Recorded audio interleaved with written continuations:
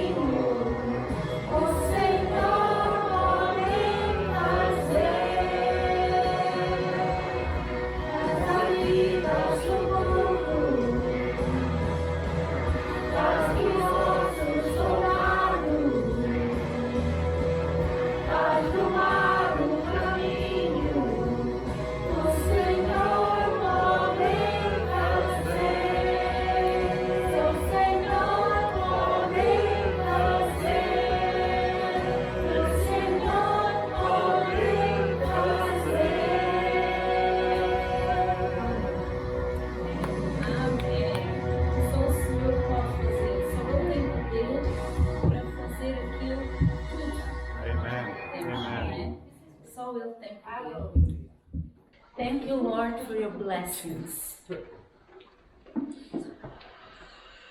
And now it's Thanksgiving week.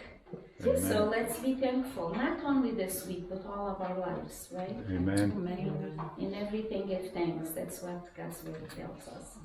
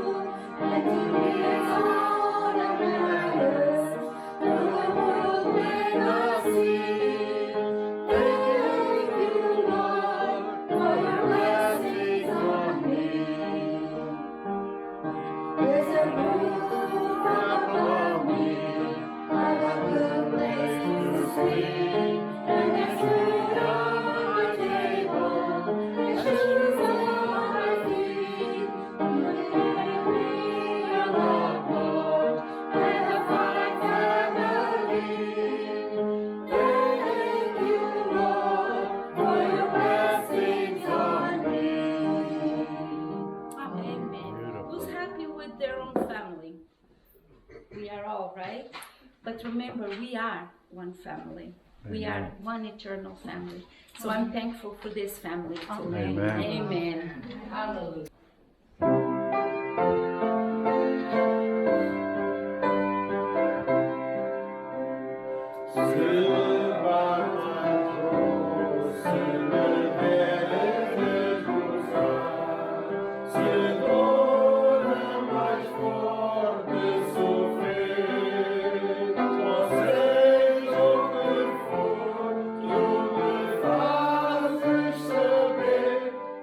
Feliz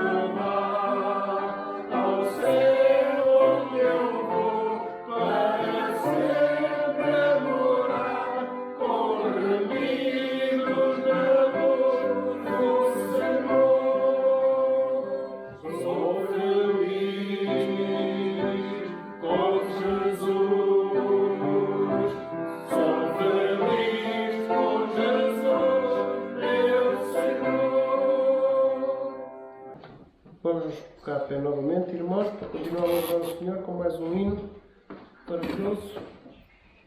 Cristo te chama.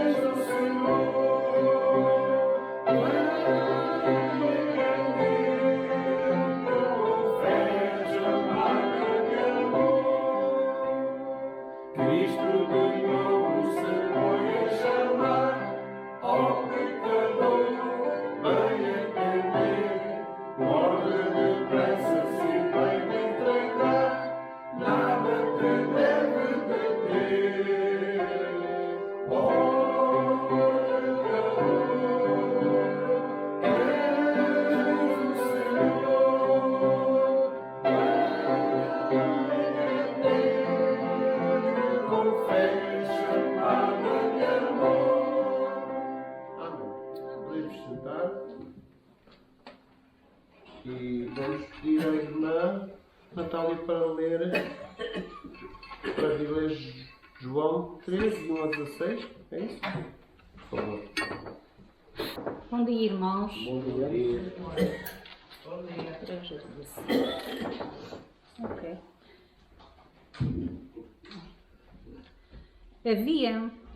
Havia entre os fariseus um homem chamado Nicodemos, príncipe dos judeus. Este foi ter de noite com Jesus e disse-lhes: Rabi, bem sabes que és mestre, vindo de Deus, porque ninguém pode fazer estes sinais que tu fazes, se Deus não for com ele. Responde Jesus e disse: na verdade te digo que aquele que não nascer de novo não pode ver o reino de Deus. Disse-lhe Nicodemos: como pode um homem nascer sendo velho? Pode, porventura, tornar a entrar no ventre de sua mãe e nascer? Jesus respondeu: na verdade te digo que aquele que não nascer da água e do Espírito não pode entrar no reino de Deus. O que é nascido da carne é da carne, e o que é nascido do Espírito é Espírito. Não te maravilhes de ter dito: necessário vós a nascer de novo. O vento assopra onde quer, e ouves a sua voz. Porém, não sabes onde vem, nem para onde vai. Assim é todo aquele que é nascido do Espírito. Nicodemos respondeu e disse-lhe: como pode ser isso? Jesus respondeu e disse: tu és mestre de Israel e não sabes disto? Na verdade te digo que nós dizemos o que sabemos e testificamos o que vimos. Porém, não aceitais o nosso testemunho. Se vós faleis de coisas terrestres e não crestes, como crees se vos falar das celestiais? E ninguém subia ao céu, senão o que desceu do céu, o Filho do homem que está no céu. E como Moisés levantou a serpente no deserto, assim importa que o Filho do Homem seja levantado, para que todo aquele que nele crê não pereça, mas tenha a vida eterna. Porque Deus amou o mundo de tal maneira que deu o seu Filho unigênito para que todo aquele que nele crê não pereça, mas tenha a vida eterna. Porque Deus enviou o seu Filho ao mundo não para que condenasse o mundo, mas para que o mundo fosse salvo por ele. Amém? Ora, meus irmãos, a mensagem de hoje é tirada do texto de João 3,6, que eu penso que é a mensagem mais importante que a Bíblia nos fala para nós. Porque Deus amou o mundo. É a mensagem. Deus amou o mundo. E hoje nós vamos falar acerca disso. Em 1 João 4,8 diz que Deus é amor. É a mensagem que Deus dirigiu o apóstolo João a escrever na sua carta. E sabem, meus queridos irmãos, este homem que escreveu este Evangelho, estas cartas e o livro do Apocalipse, ele um dia disse a Jesus Cristo: Mestre, queres que eu mande fogo do céu e queime aqueles samaritanos? E Jesus o repreendeu e disse: Tu não sabes o que estás a dizer. Eu não vim para queimar pessoas. Mais tarde, este homem escreveu este Evangelho que Deus o guiou e fala que Deus é amor. E nas cartas que ele escreveu, ele fala que Deus é amor. E sabe que este homem morreu, sabe aonde? Na ilha de Patmos, escrevendo o livro do Apocalipse. E ali fala que Deus é amor. Nunca me esqueço um dia da época do Natal, que já foi há muitos anos atrás. Eu fui ao correio, lá em Tottenham, e vi uma senhora com uma cara tão triste,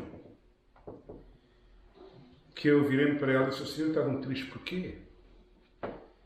E ela respondeu: porque ninguém me ama.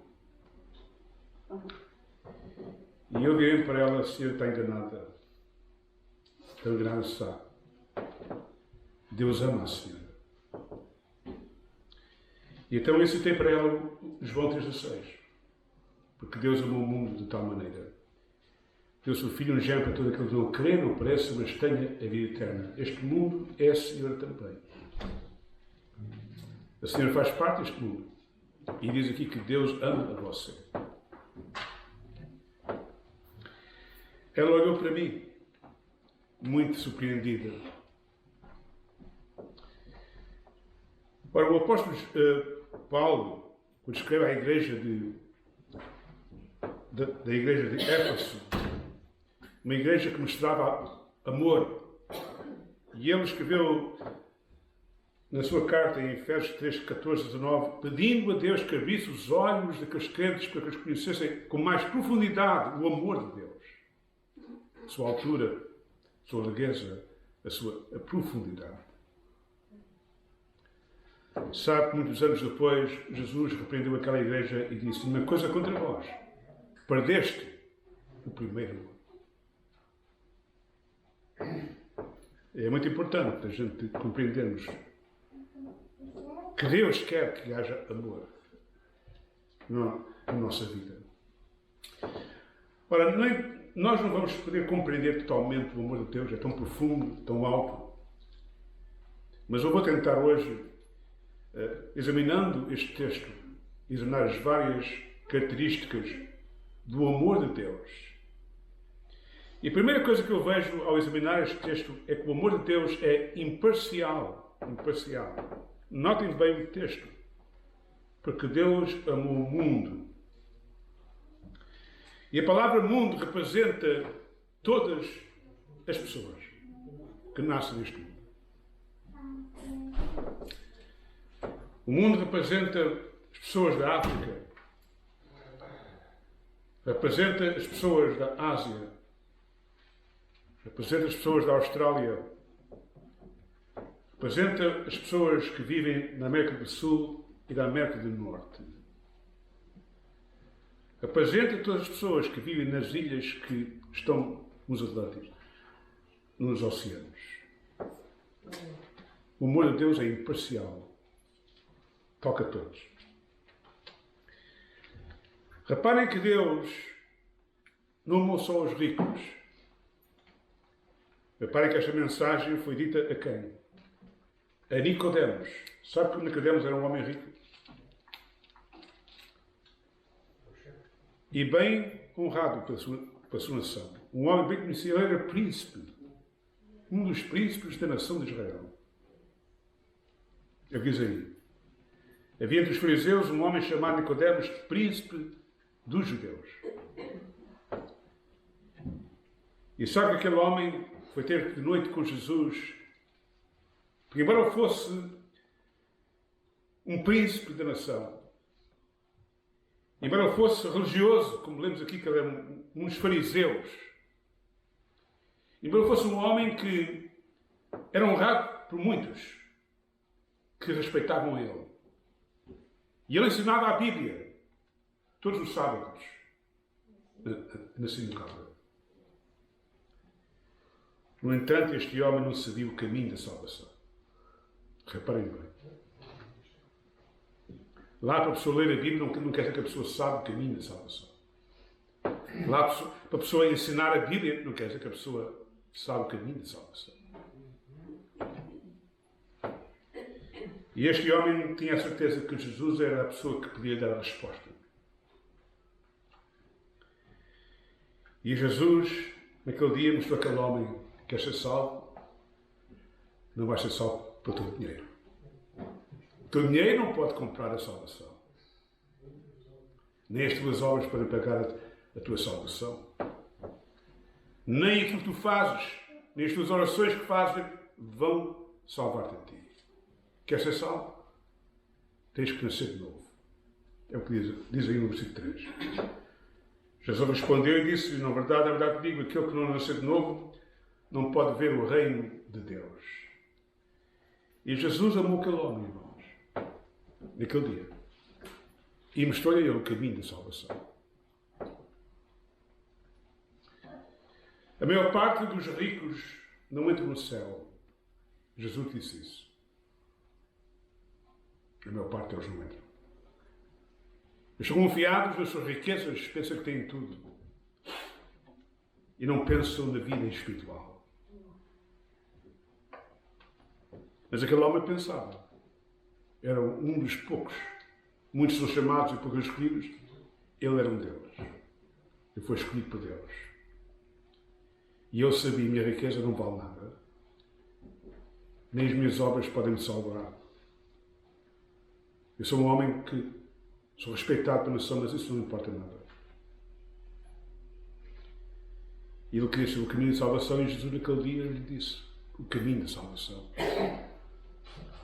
Vamos ler, ponham a vossa mão aí, vamos ler Salmo 49. Salmo 49 e versículos 6 a 8.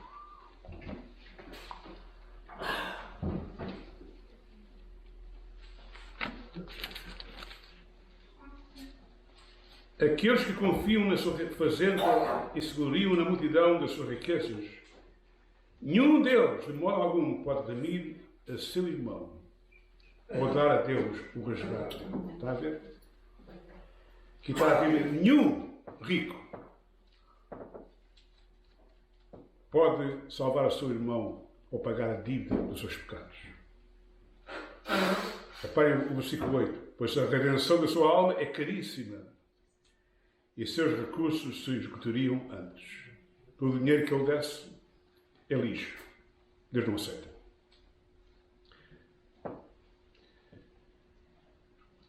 Bill Gates, um dos homens mais ricos do mundo, não consegue ganhar a sua salvação. Nem pagar por ela. Há uma religião que eu sei que encoraja os seus membros a pagarem missas para as almas que estão onde? No purgatório. Estes ministros nunca leram a Bíblia. A Bíblia diz que não há nenhuma pessoa para pagar a dívida do pecado de Deus. Nenhuma pessoa pode pagar. Eles nunca leram a Bíblia. Estão à frente das igrejas a enganar as pessoas. E ali vão as pessoas pagar missas pelos mortos. E nem sabem que aquilo é lixo. Que Deus não aceita isso. Sabe que na América tem lá um lugar onde os ricalhaços pagam milhões de dólares para que os corpos deles depois da morte se fiquem frisados à espera que o homem invente a maneira de ressuscitar os corpos. Bicho. Eles não compreendem que só Deus é que pode salvar. E não é com dinheiro. Não é com dinheiro. A gente vai ler isso. Não é com dinheiro. O amor de Deus é imparcial, irmãos. Se os ricos pudessem comprar a salvação, o amor de Deus já não era imparcial. É só para os ricos. Mas o amor de Deus é imparcial, é para os pobres também. Os pobres também podem ser salvos. Sem dinheiro. Sem dinheiro. Deus não só amou os judeus, irmãos. Porque o texto diz, porque Deus amou o quê? O mundo. Reparem bem. As palavras de Jesus, ele era judeu. Jesus era judeu. Na parte humana. Mas ele explicou bem claro. O amor de Deus é imparcial, é para todos. Deus amou o mundo. Judeus e todas as nações. Pretos, brancos, morenos, tudo. É imparcial. O amor de Deus é incondicional, irmãos. Reparem bem que se o amor de Deus fosse condicional, nenhum de nós era salvo. Se o amor de Deus dependesse em nós, daquilo que nós fazemos, já não era incondicional. Era segundo os méritos das nossas obras.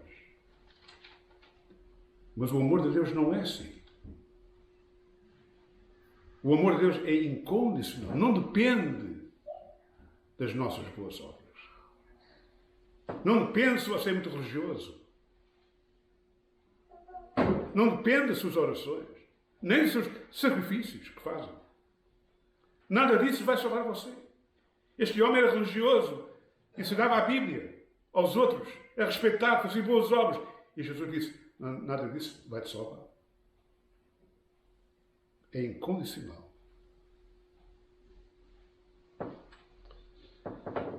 Vamos ler Romanos, põe a vossa mão aí, vamos ler Romanos capítulo 3. Romanos capítulo 3. E versículos 9 a 12.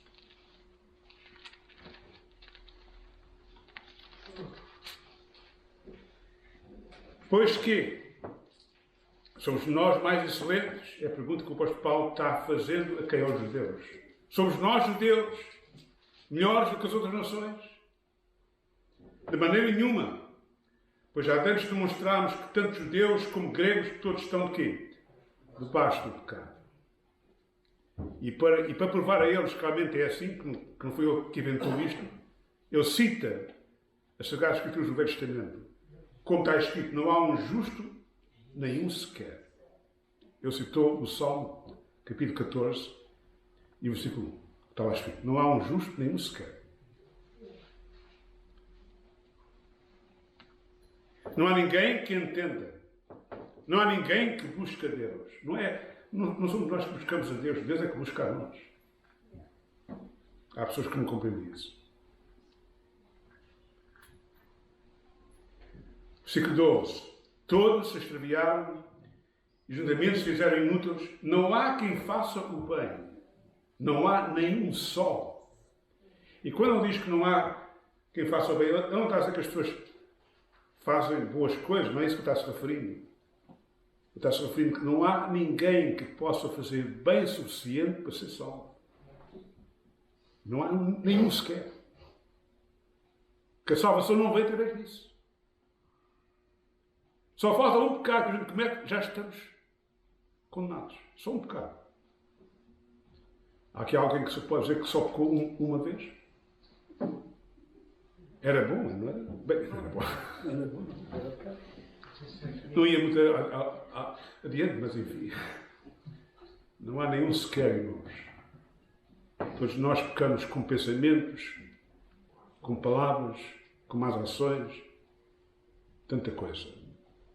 A Bíblia diz, aquele que diz não tem pecado é mentiroso. Está enganado. Todos nós somos pecadores. Portanto, aqui o apóstolo Paulo mostra claramente, porque ele era um homem que antigamente pensava que era salvo para as boas obras, irmãos. Aquele homem antigamente pensava assim. Antes de ser crente, ele pensava assim. Como muita gente pensa assim. Se fizer a pergunta, o que é que você pensa que pode fazer para ser salvo? Eles dão uma lista das obras. Eu faço isto, faço aquilo, faço aquilo, etc. Devo ir à igreja, mas às vezes não vou. Devo orar, mas eu não oro. Então já não é salvo. Se não faz isso, então pronto. Eles não compreendem. Nenhum de nós consegue fazer o suficiente bem para ser salvo. Deus não aceita nada disso. Romanos 3:23. Porque todos, lá estou eu incluído nisso, nesse todos, e você também.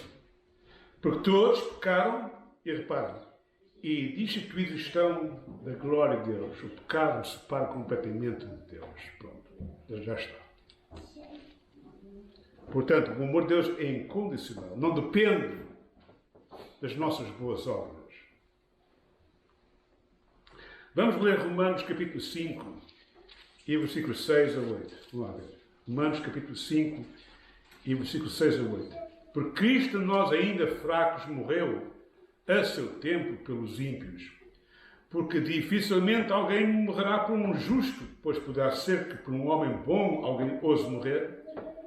Mas Deus prova o seu amor para connosco, em que Cristo morreu por nós, sendo nós aqui, ainda pecadores. O amor de Deus é imparcial. Não depende se nós somos bons ou maus. Porque todos nós somos pecadores. Não há um justo, nenhum sequer.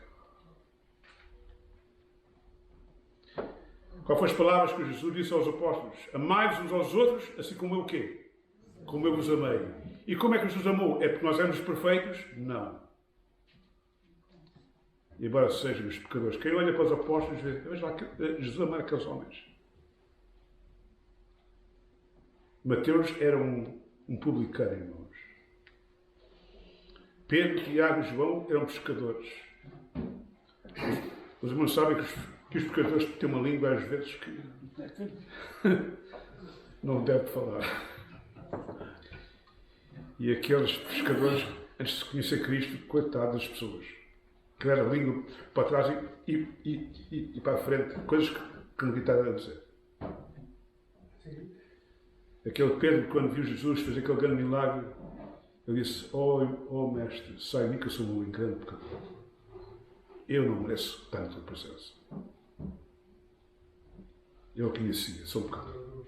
E Jesus foi salvar aquele homem e escolher ele. Não foi por causa dele ser melhor. Este Pedro negou Cristo 3 vezes, publicamente, irmãos. Tomé duvidou que das palavras dos apóstolos. O mestre está vivo, ressuscitou e ele está vivo. Se eu não viram onde os pregos entraram, onde a lança entrou, eu não vou crer. Que grande discípula. E todos eles se afastaram de Cristo quando viram ele posto na prisão. Andavam sempre a lutar. Qual de nós vai ser o maior no reino dos céus? Era a luta deles. E Jesus várias vezes teve que repreendê-los. Até lavou os pés deles para dar-lhe uma repreensão. Ele amou-os, não é porque eles eram melhores que os outros. O apóstolo Paulo, o que ele era antes de ser um cristão, era um dos piores pecadores a segunda terra. Jesus amou a ele, não é porque ele fosse perfeito. Ele era um homem que compreendeu mais tarde, eu merecer era o inferno.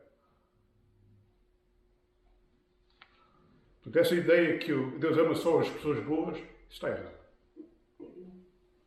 O amor de Deus é incondicional. Não depende das nossas obras. Deus quer ver boas obras, mas a salvação não depende das nossas boas obras.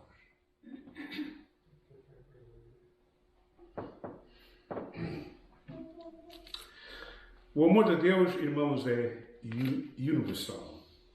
Reparem que quando Cristo disse, porque Deus amou o mundo de tal maneira, Ele está mostrando que Deus ama a todas as pessoas do mundo.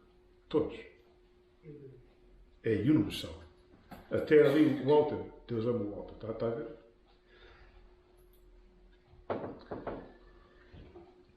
Sabe que em 1 João 2,2 o apóstolo João escreveu o seguinte: e Ele é a propiciação pelos pecados, pelos nossos pecados, e não somente pelos nossos pecados, mas também pelos de todo o mundo. Aqui está o homem dizendo, Ele morreu por nós. Ora, meus irmãos, o amor de Deus é pessoal, porque é acessível a qualquer pessoa.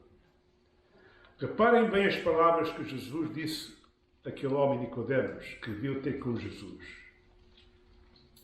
Jesus disse a ele, porque Deus amou o mundo de tal maneira que deu seu Filho unigênito para que todo aquele que nele crê. Está a ver? O amor de Deus é pessoal e é acessível a qualquer pessoa. Para todo aquele e aquela que nele crê. E porquê é que Deus planeou que o seu amor fosse acessível a qualquer pessoa? Porque a salvação não é para as nossas boas obras, irmãos. Se fosse para as nossas boas obras, já não era acessível a todos. Repara bem as palavras que Jesus disse. Porque Deus amou o mundo de tal maneira que deu o seu Filho unigênito. A palavra deu significa porque a salvação é um presente que Deus deu ao mundo. Não é porque o mundo merece. Foi porque Deus, na sua misericórdia e compaixão, deu um presente ao mundo. É acessível porque a salvação não é para as nossas boas obras, mas é um presente. E também em Efésios 2:8-9, porque pela graça sois salvos, por meio da fé, isto não vem de vós, é o quê? Um dom de Deus, não vem das obras, para que ninguém se glorie. E eu dou graças a Deus, irmãos, que o amor de Deus não é para as boas obras, porque se fosse para as boas obras, ai de mim, e ai de vós. Os irmãos sabem que se a salvação fosse para as boas obras, ninguém seria salvo. O que é que nós tínhamos que fazer se realmente a salvação fosse pelas boas obras? Vamos pensar bem nisso. O que é que eu tinha que fazer se realmente a salvação fosse pelas minhas boas obras? Qual era a maneira como eu tinha que fazer para guardar a lei, afinal? Se a salvação fosse pelas boas obras. Eu tinha que guardar a lei 100%. Se eu falhasse só ao ponto, pronto, já estava perdido. Um só pecado é suficiente para me condenar. E Deus, sabendo que realmente ninguém consegue cumprir a sua lei 100%, Deus então fez a salvação acessível, dizendo: a salvação não é para as boas obras, porque ninguém consegue cumprir a minha lei. Isto é o que nós lemos em Romanos 3:19. Vamos lá, Romanos 3:19-20. As palavras de Deus. Romanos 3:19-20.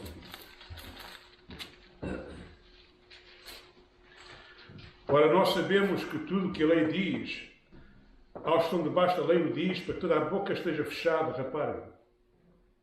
E todo aquele que seja condenável diante de Deus. Por isso, nenhuma carne será justificada diante dele pelas obras da lei, porque pela lei vem o quê? O conhecimento do pecado.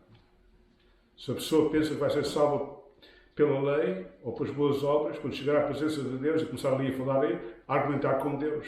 Eu já fiz isto, fiz aquilo depois. Aqui o resto. A lei, a minha lei, escreve tudo o mal que tu fizestes. Está cá tudo escrito. E tu queres ser salvo pela lei? A lei não salva a ti. A lei condena-te a ti. Estás condenado. Naquele dia, naquela hora, tu falhaste. E a lista continua. E a pessoa está condenada. Quem está a confiar nas suas boas obras para a salvação está condenado. Deus não aceita isso. Não é que Deus não quer que a gente faça boas obras, Deus quer que a gente faça boas obras. E nós já pregamos várias mensagens acerca disso. Pelos seus frutos, os conhecereis. E realmente a fé verdadeira produz boas obras. Mas não é as boas obras que salvam, é a fé. Portanto, é acessível porque a salvação não vem pelas boas obras. É pela fé. É de graça. Romanos 6,23 diz assim: o salário do pecado é a morte, mas o dom gratuito de Deus é a vida eterna. Está a ver? É a vida eterna. Por Cristo Jesus, nosso Senhor. Se você lê em Romanos capítulo 3 e versículo 24 diz assim: sendo justificados gratuitamente pela sua graça, pela redenção que há em Cristo Jesus. É verdade que nós não somos salvos pela lei nem pelas boas obras. Porquê? Cristo nos comprou com a sua própria vida. É de graça porque Ele comprou a nossa salvação. E depois reparem o versículo 27. Onde está logo a gestância? Onde está o lugar para a pessoa se gloriar dizendo, eu estou salvo porque eu fiz isto ou aquilo? Onde está o lugar? É excluída. Pela qual lei? Das obras? Não. Mas pela lei da fé. Está a ver? Versículo 28, concluímos, pois, que o homem é justificado pela fé sem as obras da lei. Está bem claro, queridos irmãos. Nós somos salvos, é de graça pela fé em Cristo Jesus. Se for ao livro de Gálatas, a mesma coisa. Você lê capítulo 2, versículo 16, o apóstolo Paulo escreve outra vez. A lei não salva ninguém. É de graça pela fé. E depois em Gálatas capítulo 3, versículo 10, diz lá que quem quer ser salvo pela lei está debaixo da maldição de Deus. Não vai ser salvo. E em Tiago 2,10, que o nosso irmão falou acerca de Tiago capítulo 2, versículos 14 a 26, mas se você ler Tiago capítulo 2, versículo 10, diz lá que se falharmos num só ponto, já estamos condenados. Mostrando a salvação não vem pelas boas obras. Temos que mostrar frutos de uma fé verdadeira, mas a salvação não vem das boas obras. Só uma vez que eu falho, já estou condenado. Uma vez só. A salvação, irmãos, é acessível a qualquer pessoa porque Cristo abriu o caminho para o céu. Ele abriu o caminho. Quando Ele disse, porque Deus amou o mundo de tal maneira que deu o seu Filho unigênito, a palavra deu, mostra, o meu Pai abriu o caminho para vocês. Eu sou o caminho. Ele deu-me a mim para salvar vocês. O que é que João Batista disse quando olhou para Jesus? Eis o Cordeiro de Deus que tira o pecado do mundo. É Ele que abriu o caminho. Pagou a nossa vida, abriu o caminho para a salvação. Quando você lê João capítulo 10, versículo 9, Jesus disse, eu sou a porta. Se alguém entrar por mim, salvar-se-á. Entrará e será pastagem. Eu sou a porta para ir para a presença de Deus. E depois ele diz em João 10, 11, eu sou o bom pastor deu a sua vida pelas ovelhas. Se Cristo não morresse naquela cruz, ninguém seria salvo. Ninguém. Alguém tinha que pagar a dívida total do nosso pecado. Jesus pagou essa dívida.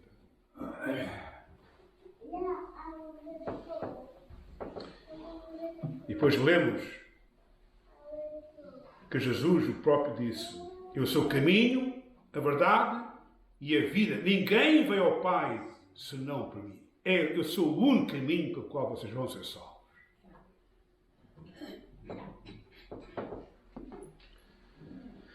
Ora, meus irmãos, quando Paulo estava na prisão,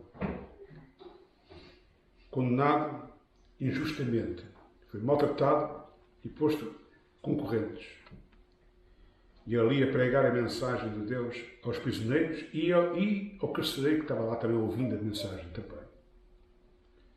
No meio da noite houve um grande terremoto, as portas da prisão se abriram, o homem carcereiro pensou, fugiram, eu vou morrer. Pegou na espada para se matar no seu povo. O apóstolo Paulo, vendo que o homem fazia isso, não te mates, por favor. Ninguém fugiu, todos estamos aqui. O homem começou a pensar, porque é que um prisioneiro que foi maltratado, sem nenhuma razão, está pensando no meu bem-estar?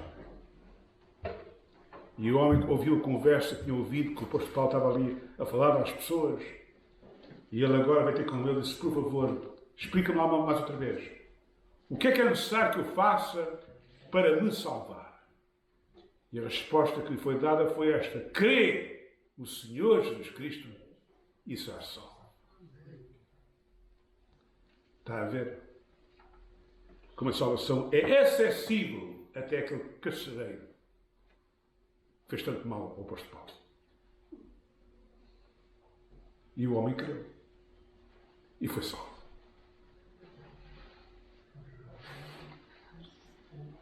Quais foram as palavras que Jesus disse àquela mulher que entrou naquela casa? Jesus estava falando com um fariseu que tinha convidado a sua casa, chamado Simão, e a mulher entrou ali, assentou-se aos pés de Cristo, começou a chorar, lavou-lhe os pés, beijou os pés, ungiu os pés, e o fariseu, como era uma pessoa muito religiosa e boa, começou a pensar, se Jesus fosse somente um servo de Deus, não permitia que aquela mulher, suja como ela é, moralmente, então não sabe quem ela é, aqui vai tocar os pés dele. Mal eu sabia que Jesus sabia tudo que o homem estava a pensar aqui na cabeça. E ele sabia o coração daquela mulher. E viu que ela estava arrependida, a chorar, irmãos, arrependida dos pecados. E ela, com fé, olhando para ele, perdoa, por favor. E vai Jesus, virou-se para ela e disse assim, mulher, tinha uma boa mensagem para te dar. A tua fé te salva, estás salva. Estás perdoada, vai em paz. O fariseu começou a olhar para ele. Perdoar aquela mulher? Que não merece nada? O homem não compreendia que o amor de Deus é que imparcial e universal e acessível a qualquer pessoa que põe a sua fé em Cristo Jesus. É acessível a qualquer pessoa. Até a mulher daquelas. Ninguém pensava que o apóstolo Paulo havia de ser salvo. Os apóstolos tinham medo dele, irmãos, porque sabiam o mal que aquele homem tinha feito à igreja. E todos estavam cheios de medo dele. Quando o apóstolo Paulo se converteu e veio ter a Jerusalém, Barnabé o trouxe e ninguém queria ter contato com o apóstolo Paulo. Estavam com medo dele. Medo dele. E o apóstolo Paulo várias vezes dá o seu testemunho. Eu que persegui a igreja e meti tanta gente na prisão e várias pessoas morreram por causa de mim. Eu que não mereço nada. Deus mostrou o seu amor e me converteu.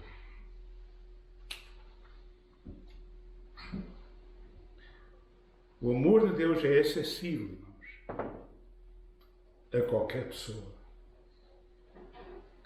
que crê que Jesus é o Salvador, que pagou a dívida dos seus pecados e abriu o caminho para o céu.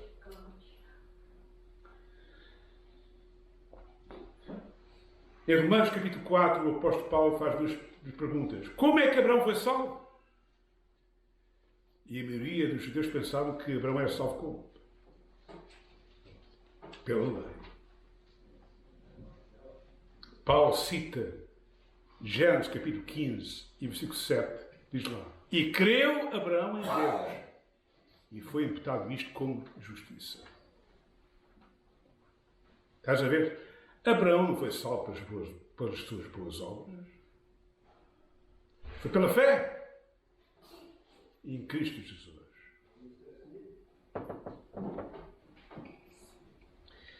Como é que David foi salvo? O apóstolo Paulo faz a pergunta. Como é que David foi salvo? E então ele cita, eu cito o Salmo 32, mostrando que David propriamente escreveu: bem-aventurado sou eu, porque Deus me perdoou os meus pecados e não imputou a minha iniquidade em cima de mim. Deu graças a Deus por isso. Mostrando, foi salvo pela misericórdia e o amor de Deus. Ora, meus irmãos, o amor de Deus é perfeito.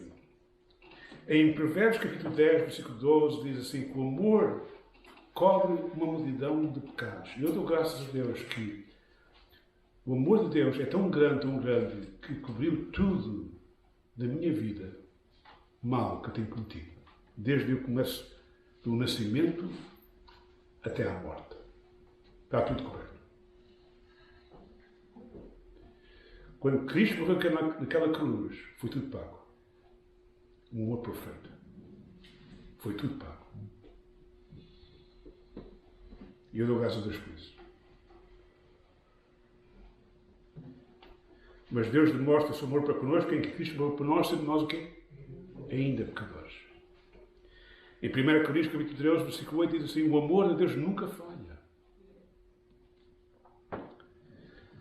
Sabe, irmãos, que 2 Coríntios, capítulo 5, e versículo 21, lemos o seguinte. 2 Coríntios, capítulo 5, e versículo 21, lemos o seguinte.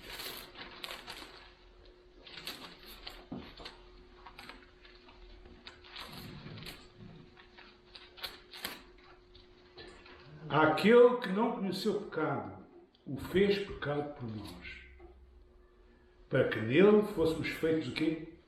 Justiça de Deus. Quando Cristo morreu naquela cruz, os nossos pecados foram completamente perdoados, irmãos. Foram pagos completamente. E Deus cobriu a nossa vida com justiça de quem? De Cristo. A vida perfeita de Cristo cobre a nós todos. Um amor perfeito. Em João 13:1, lemos, e Jesus amou-os até o fim. Até o fim. Finalmente, queridos irmãos, o amor de Deus é eterno. É eterno. Reparem bem as palavras que Jesus disse àquele homem Nicodemo. Porque Deus amou o mundo de tal maneira que Deus o Filho unigênito para tudo aquilo que não crê, não pereça, mas tem o quê? A vida eterna. É um amor perfeito. Eterno. Jesus disse àquele homem rico, a salvação não é para as tuas boas obras, não é para a tua riqueza, não é para as tuas orações, não é para tu teres ensinado as pessoas a Bíblia. Nada disso vai te salvar. Eu é que salvo a ti. E uma coisa te garanto. Eu quando salvo a ti, é eterno. É para a eternidade. Tu vais reinar eternamente comigo. E, meus irmãos, eu estou ansioso para que esse dia venha. Quando Jesus voltar. Que o mundo em que nós estamos está completamente corrupto. E cada vez pior. Aquilo que a gente vê na Palestina, coisas terríveis, irmãos. A Rússia também é a mesma coisa com a Coreia. A gente vê países na África guerras e fomes. A gente olha para os governos aqui do Canadá, as leis são corruptas completamente. A moralidade das pessoas cada vez mais pior. E eu estou ansioso que Jesus venha e estabeleça o seu reino aqui na Terra. Para nós reinarmos eternamente com quem? Com Cristo. É um amor eterno. É para sempre. Que Deus vos abençoe. Ora, vamos então cantar um hino, depois vamos ter a Santa Ceia.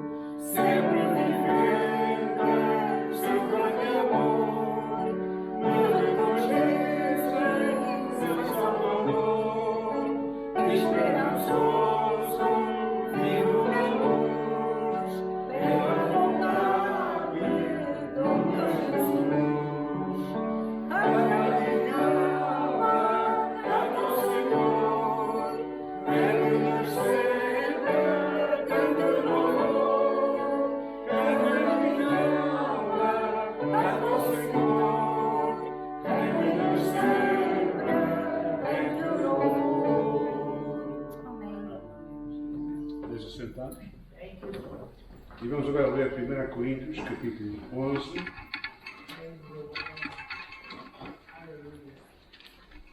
E começando a ler no versículo 23. 1 Corinthians chapter 11, verses 23 to the end. 1 Coríntios, capítulo 11, começando no versículo 23. Porque eu recebi do Senhor, também vos ensinei que o Senhor Jesus, na noite em que foi traído, tomou o pão e, tendo dado graças, o partiu e disse: Tomai e comei, isto é o meu corpo, que é partido por vós, fazei isto em memória de mim. Semelhantemente, também depois de cear, tomou o cálice, dizendo: Este cálice é o novo testamento no meu sangue. Fazei isto todas as vezes que beberdes em memória de mim. Por todas as vezes que beberdes todas as vezes que comeis este pão e beberes este cálice, anunciais a morte do Senhor até que venha. Portanto, qualquer que comer este pão ou beber o cálice do Senhor indignamente será culpado do corpo e do sangue do Senhor.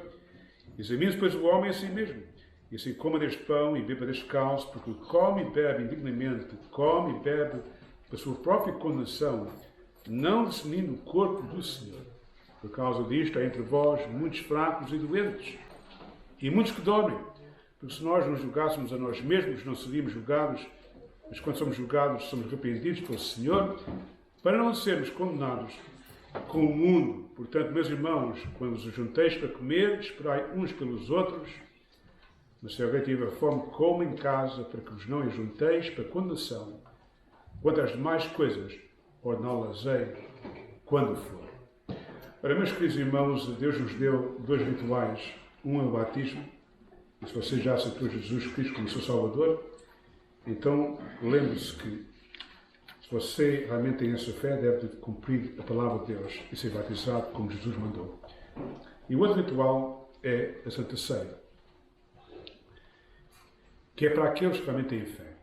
Nós hoje examinamos o amor de Deus, e este amor de Deus é acessível para aqueles que realmente aceitam pela fé que Deus os ama e deu o seu Filho para ser o seu Salvador. Você tem que compreender que a salvação não vem pelas suas boas obras, porque nós somos pecadores. Vem pela fé no sacrifício que Cristo fez por nós, para a nossa salvação. Portanto, este ritual que nós vamos hoje celebrar deve ser feito com fé em Cristo Jesus como nosso Salvador. Deve ser feito com amor, deve ser feito com gratidão e com muito respeito perante Deus. O pão que nós vamos tomar representa o corpo de Cristo que foi sacrificado em nosso lugar. E o cálice que nós vamos tomar representa o sangue de Cristo puro, perfeito, que foi derramado em pagamento dos nossos pecados. E reparem que Deus aqui anuncia: cada um examine-se a si mesmo. Está-se falando pessoalmente aos cristãos. Porque o cristão deve se examinar a si mesmo. E ver se realmente na sua vida ainda há coisas que Deus quer que você se arrependa. E então eu vou dar um pouco de tempo a qualquer pessoa para fecharmos os nossos olhos e preparar o nosso coração para tomar a Santa Ceia. E se realmente há coisas na sua vida que precisam ser confessadas diante de Deus, então faça. If there's anything in your life that needs to be confessed because of things that you know that God does not approve, you need to confess them before God and ask God for forgiveness. Let's bow our heads and pray.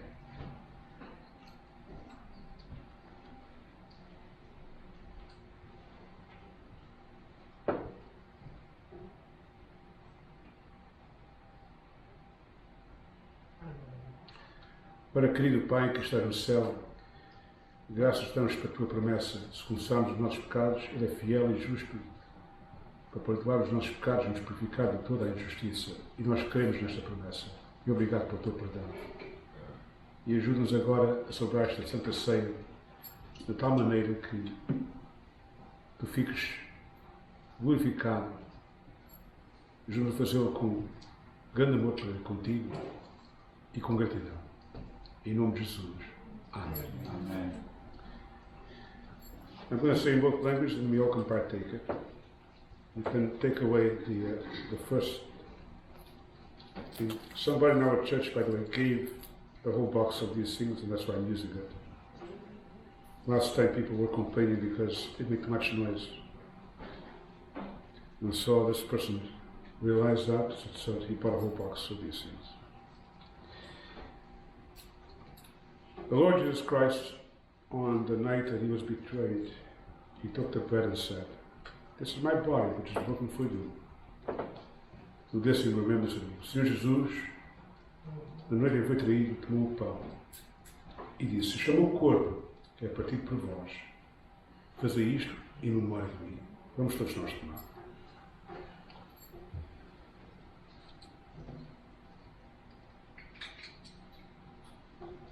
E depois, and then afterwards,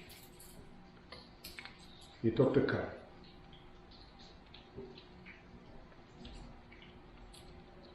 And he said, "This cup is the New Testament in my blood. Do this in remembrance of me." O Senhor Jesus Cristo tomou o cálice e disse: "As cálices do Novo Testamento no meu sangue.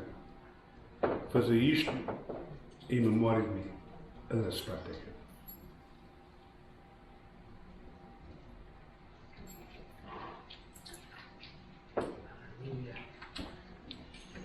I'm going to ask Mariana and Natalia to get a friend and tell me what to read.